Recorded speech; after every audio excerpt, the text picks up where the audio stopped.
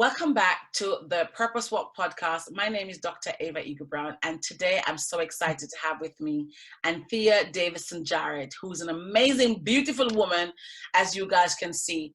Now, you guys know that we talk all things pain to purpose. So before I jump in, I'm going to share a little bit about Anthea Davison Jarrett. She's a mother, an author, a vocalist, a global traveler, and educational empowerment consultant. She's written many books and have currently published 3, working on the illustrations for a reading scheme and a children's book series before she publishes more. She thoroughly enjoys exploring the world through a child's mind. I love that. So she's got a cartoon character somewhere.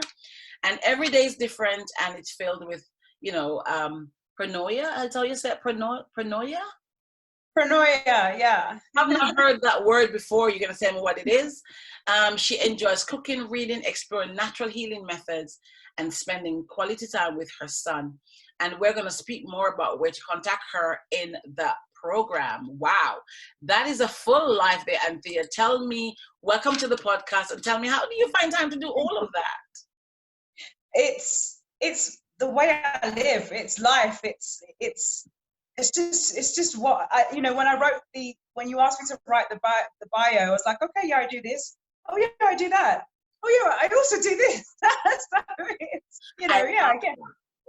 I love that, and thank you for being here. You're so gracious with it. Tell me, when I read your bio, I didn't see the pain. I saw the beautiful things, and I look at you and I see this gracious, beautiful Black woman. Let's just say that, because I think right now we need to just honor that we're beautiful Black human beings. But I'm sure it's not always been that way. Am I correct? Well, I've always been beautiful. No. Oh yeah, girl, I didn't mean, that it was just a given. I love that she has a sense of humor as well. I'm joking, but it's not been easy, and I think what I had to do is had to go through the trials and tribulations for me to be the person who I am now. I think in life, everything's plain sailing, everything's fine, but it's only when you hit challenges that, yes, you go through pain, yes, you go through the trauma, and it's overcoming that makes you the person, it makes you stronger. Yeah, I can understand. Yeah, it makes. So somebody listening and watching this today might be thinking, okay, I hear that. What has she been through? You want to share a bit about that? Because we want people to understand that you've always been beautiful, but even when you were beautiful, in those beautiful moments of the physical structure, you had some things done in the valley. What were those things for you? There are several. I'm going to speak on 2 things. One thing that inspired me to start my educational consultancy, and the other one that inspired me to write my book, which is always here with me. So with my educational consultancy, I started traveling. First of all, I took my son out of school, and the reason why is because I'm a Montessorian. I taught my son how to read and write before he started school. Wow. When How old is he? Sorry. How old's your son? Oh, my son's 19 now. Okay. Yeah. So when he was 5, he started school, but he had already been taught by me basic English, basic maths. Now, when he started school, he was really bored because they weren't giving him a challenge. They weren't giving him they were giving him things that he'd already done. Anyway, kind of long story short, it was 5 years of constant calling from the school. Can you come pick your child up, please? Because obviously when you're not focused in school, you see other things and okay, I'm going to do this instead, or I'm going to do that instead, which might not necessarily be what you're supposed to be doing in class. Constantly, I could not keep a job down because they were constantly calling me to come and get my son from school. At that point, I decided to retrain altogether. I was like, you know what? If I can't hold down a job, I might as well continue teaching him. It was tough. Money wasn't coming in. He wasn't used to staying at home. I had to then navigate, okay, the social aspect of it, and that's where traveling came in a lot as well, with the help of my mom and my dad. They both helped me to navigate this whole thing. But what I did do was cut out, his self-esteem was being thwarted. His self-confidence was being thwarted, and that was turning into anger for him. And therefore frustration for me. And I just saw it and I was like, I can't allow this. I cannot, as much as it's hard, I cannot allow this to continue. And I made the really hard decision of homeschooling him. And then that's how Educate the Globe came as an idea, where what I do now with children that come to me is I use the British National Curriculum guidelines. For example, this is what you need to know for English by year 4, okay? But what I do is take the time, sit down with the child and understand, well, what do you want right now? What are your likes right now? And what I do is then shape that child's curriculum for him or her around their interests. So they're still meeting the objectives. It's just doing it in a way that interests them. Wow. Yeah. And I really enjoy doing it because every child is unique, you know, and so it's a whole new project all the time. Every child I meet is a whole new project. It's really fun. So yeah, that was, you know, how I changed something that could have been, I mean, at one point, my son was, I think, 7, and one of the teaching assistants says, oh, you're just going to end up in jail. And I'm like, really? Really? You're really going to take a child's mind and that's the seed that you're going to plant in because you see that he's struggling with something? It was really hard. It was a hard decision. So yeah, that's that story. My book, Always Here With Me, it's a children's book. And it's for children who have lost siblings through the process. Mine was obviously, I had a miscarriage at 4 months, which was shocking. I wasn't expecting that at all. There were no complications. There were nothing. You know, I was actually going to my second trimester. I was going into my second appointment. It happened in hospital. And my second appointment, they were supposed to check, see the baby's all right. I went into the toilet, and then my waters just broke. So it was like, whoa, what happened? So I'm going through this. I had to go through the ropes of it all, going to the hospital, having to give birth to a stillborn. So it was very traumatic for me. But not only that, my son, he was actually 16, 17, so it's not that long ago. It hit him hard as well. I didn't realize until there were some incidences, which I don't really want to go into here, that made me sit back and say, whoa, I know, again, I'm going through my healing, but there was a lot that was going on for him as well. And because I like writing, I like singing, as I said.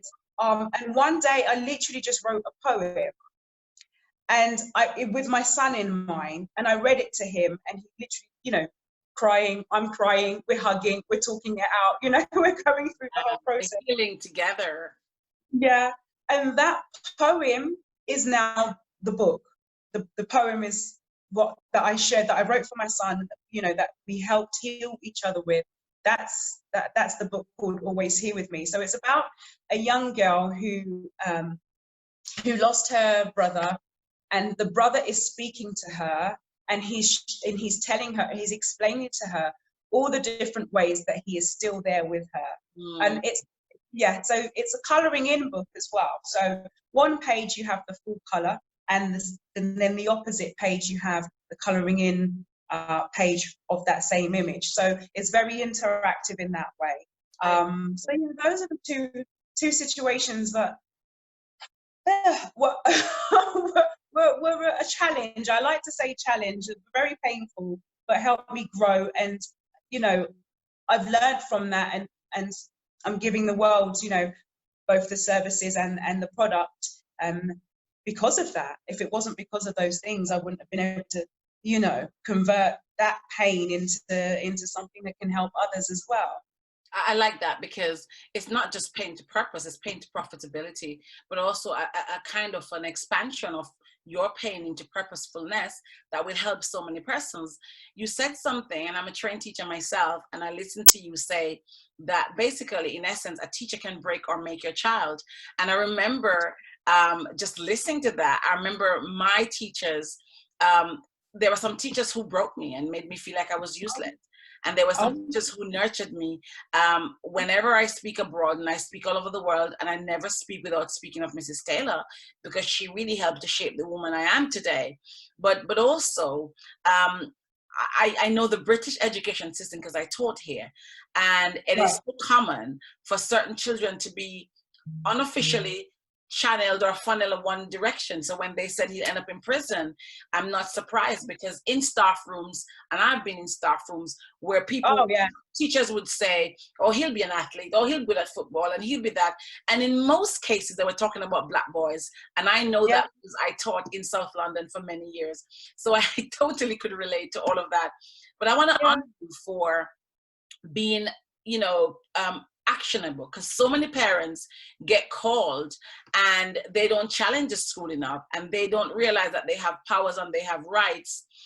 And so many parents don't realize that sometimes mainstream education is not for their children. And what a better time to talk about homeschooling than now, because you have done it years ago and have done it right, so that you should be really, your business should be thriving now. It's a good time. It should. It should. But I guess I need marketing, and I need that. I'm not that. I am a creative. I am an educator, but I haven't got the connections, I would say, to market it, to get it out there. I'm trying to navigate the way of actually getting the reading series that I'm also working on approved. So all of these things are really new to me, and yes, you're right. I really do wish that I had known these things now, but everything in its time, so I was very anxious about that, just like exactly what you said. I was like, what, Anthea, everything in its time, and hopefully I will find and network with people who can help me push it out. Well, I'm going to say to you right now that a lot of people after this will homeschool, so you probably want to get your marketing together. A lot of people are going to be homeschooling now.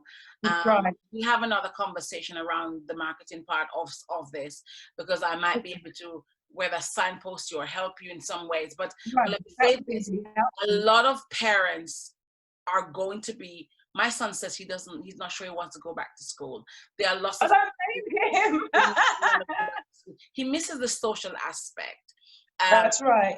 But there are lots of parents who are going to now homeschool their children. So I think you should now pivot and really position yourself in such a way that you could be one of the go-to experts that parents are going to start thinking about.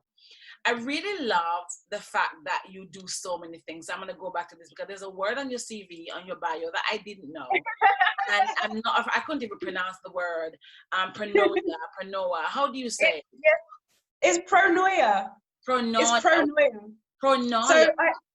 So pronoia. Yeah. I also have my first book that I published. It's called Mind Your Business, and it's a book that it talks you through how symbolism is extremely.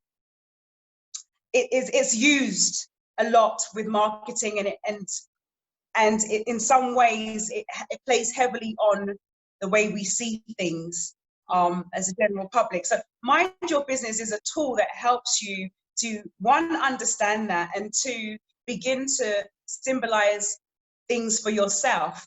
And whilst doing the research for that book, I came across this word, pronoia, and I've used it ever since because it's such a buzz. It's almost like the opposite of paranoia. With paranoia, you have this gut feeling that something negative is going to happen. Well, with pronoia, it's that gut feeling and knowing that something great's about to happen. Ooh, I love that. It's a right, new right. The new word. Never heard it before. I like it. Right. Hard to pronounce for me, but yeah, I'll get there. Pronoia. Yeah. So that's a lot. That's one of my go-to words. I really do. I like that word. You should. And this is just because I'm a coach and I've just written my first 2 children's book, by the way. Congratulations. Thank you. I normally write personal development or, books around pain to purpose and stuff, but I've just written 2 children's book around sexual abuse in boys and girls. So it's as Oh, young wow. as 8 to 8 years old. But you should think of writing a children's book about paranoia. I mean, that would be a nice word. I mean, yeah. I am currently working on a really big series. At the moment, I'm still deliberating on whether to go further. I would actually like for it to be I would actually like to see it on TV. It's based on my Montessori, because I said I am a Montessori teacher and I believe in it. I believe in it 100%. And it's basically Montessori is shaping education around the child, following the child, observing the child, and understanding where to place what resources the child needs at what time. So my book series that I'm working on now, I'm literally working with illustrators. It's called I Know I Can. And it literally takes all the practical life things we do. For example, sweeping a room. We as adults, we think, gosh, I've got to sweep I've got to hoover the room now. But for children, these are things that they don't know how to do with perfection just yet. And they do need to be taught with steps. And so I have currently 20 books that I'm currently illustrating. And that's my next. That must be very expensive. Illustration's expensive. It is. I am spending about £200 per book at the moment. So, and this is all out of my pocket. So, yeah. But I have the dream. I can't give up the dream. That's the problem, Ava. But I just see a protagonist, like a children's book where the main character is called Paranoia. I just had that. I literally did just had, like, no joke, that, oh God, that one, oh my God, it's on that island, the Pacific, is that cartoon character. My son, oh my God, I can't remember it now, but it's one that was filming like Hawaii. It was like a couple of years ago, and it was so amazing, and I just loved it. I can't remember the name, and it had all these nice songs, and you sung along with him. But they were just, and the name was not a regular name, but it was just so catchy. And after a while, everybody loved it. And I can see Paranoia. So I'm just saying. Like, it's your word, It's catchy, right? It is so contagious, right? No, it's very contagious, and I can see a child, is it Mari? No, it's not Mari. I can't remember what it was, but I can see a child opening a book called Prenoria. I just, like, no joke about it. So think about that. No joke. You can play on that maybe word. Maybe we should collab. Maybe we should collab. You can play on that word and do what you want with it, and that's not the joke. That's right. Yeah. So I love, and we're winding down with this, Anthea. I love the fact that you were able to say, you know what, I'm going to take my child's education in my own hand. But from that, you're now on a journey of educating other children around the Montessori method, your own way, with your educational systems, your books. What's next? When can we look out for the book series you're working on, or the TV series? And see, we're talking about it now. If somebody's watching here, I have a few TV contacts, but we'll as time goes on, we'll talk about that some more. I've just submitted my first TV series outline on Friday to oh wow, congratulations. Thank you. Fingers crossed. We're still early days, but it took a lot of work to get there. Paranoia.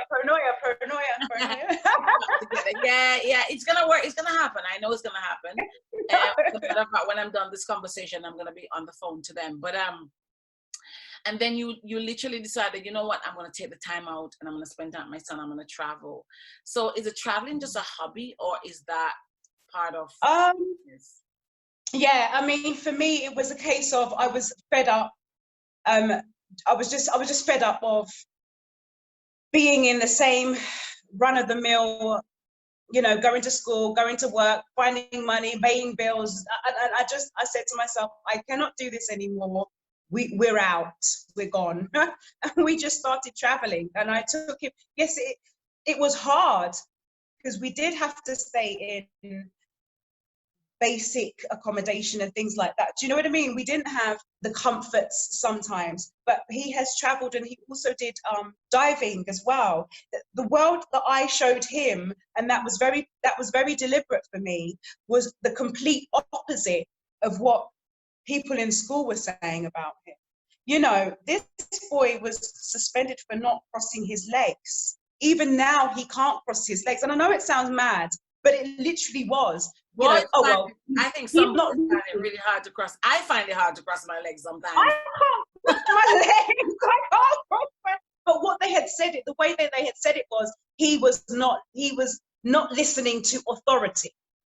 Do you see what I'm saying? And I couldn't deal with it.